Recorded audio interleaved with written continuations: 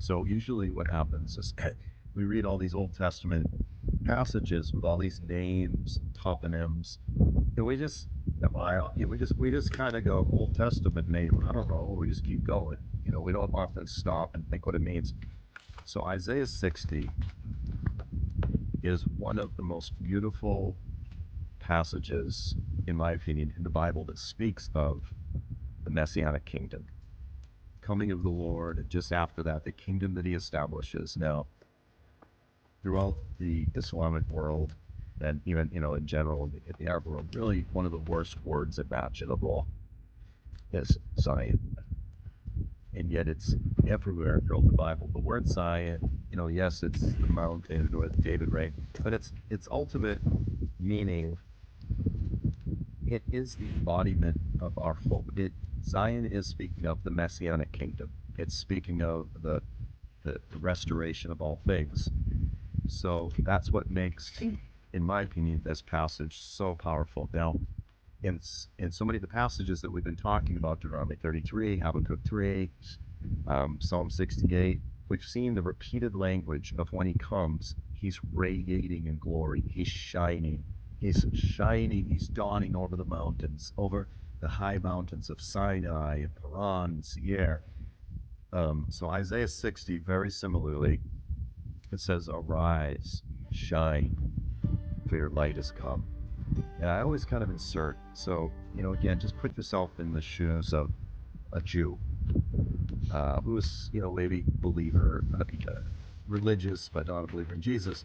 And you go, like, we have this book, we have this history, these promises that someday we would have peace with our neighbors.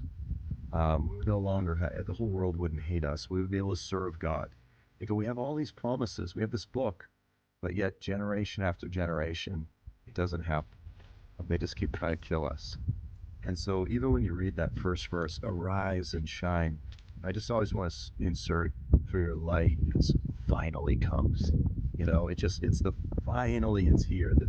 And everything, we as well, we're yearning and waiting for this corrupt, wicked age to come to an end. So, but it uses that language of the dawning, the shining. "Arise and shine, for your light has come. The glory of the Lord," which is what? Radiant shining light, has risen. Just like in a dawning, risen, the glory of the Lord has risen upon you. It's like that first day of spring when you actually feel the sun on your skin. It's, "For behold, darkness will cover the earth." That's right now. Deep darkness, the peoples. It's always darkest just before the dawn, right? "Darkness will cover the earth, deep darkness, the peoples, but the Lord will rise upon you. His glory will appear upon you." And then it says, so now again, it's speaking of the restoration of the Messianic kingdom on Mount Sinai. "Nations will come to your light. Kings will come to the brightness of your rising. Lift up your eyes round about and see." They're gathering. Like, here are all these kings coming. What are they coming for? They gather together. They come to you from afar. And then look, your sons will come from afar. Your daughters will be carried in their arms. It's like they're bringing back the kidnapped prisoners of war. "Then you will see, and your heart will be radiant." You will be radiant. Like, that's your heart will thrill and rejoice, because the abundance of the sea will be turned to you, which means the wealth of the nations will come to you. So it's speaking of people bringing the wealth of the nations as tribute. And then get this, ready? You go, okay, this is a beautiful picture. And then all of a sudden Isaiah says, "A multitude of camels will cover your land." Where are these camels? Where are they coming from? The young camels of Midian and Ephah, and all those from Sheba will come. So it's talking about Saudi Arabia. They'll bring gold and frankincense, all of the things that it was famous for. "They will bear the good news of the praises of the Lord. All the flocks of Kedar will be gathered to you. The rams of Nebaioth will minister to you. They will go up." You go, so wait a minute, what's going on? Why are these caravans bringing, not just a few, multitudes coming from the south? And it says they will go up, and it says they will, and their offerings will be accepted on my altar. So there's this regional friendship. There's no more hostility. There's blessings. They will go up with acceptance on my altar, and I will glorify my glorious house. And he's like, who are these? Who are all these people? They fly like doves to the lattices. The coastlands have waited for me. The coastlands will wait for me.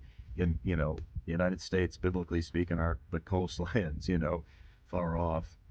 And then it says, for the Holy One of Israel, because he has glorified you, foreigners will build up your walls, their kings will minister to you. And then the Lord says to Israel, in my wrath I struck you.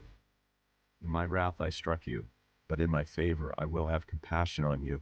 And then again, Jerusalem, your gates will be open continually. They will not be closed day or night, so that men may bring the wealth of the nations, their kings led in procession.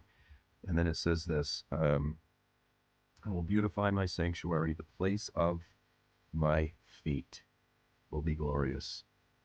Okay, he's present. This is again the culmination, Sukkot, the dwelling of God is with men. And they will call you, no longer a swear word. To me, like Zion is like the N word. You know what I'm saying? Biblically, it's intended to be understood as a thing of beauty, but it's understood as a thing of pain and misunderstanding and racism, and it has all these negative things. But here you have this picture. Everything is reversed. There's all this friendship and everything. And then it says, and they will call you the city of the Lord, Zion, of the Holy One of Israel. It's now a sweet word as this, it's the reversal of all of the years of hostility, of Ishmael and Isaac fighting. No, now everyone's worshiping together. And it's just a beautiful picture. But you look at the names, Nebaioth, Kedar, all coming from caravans of camels. It's a beautiful picture.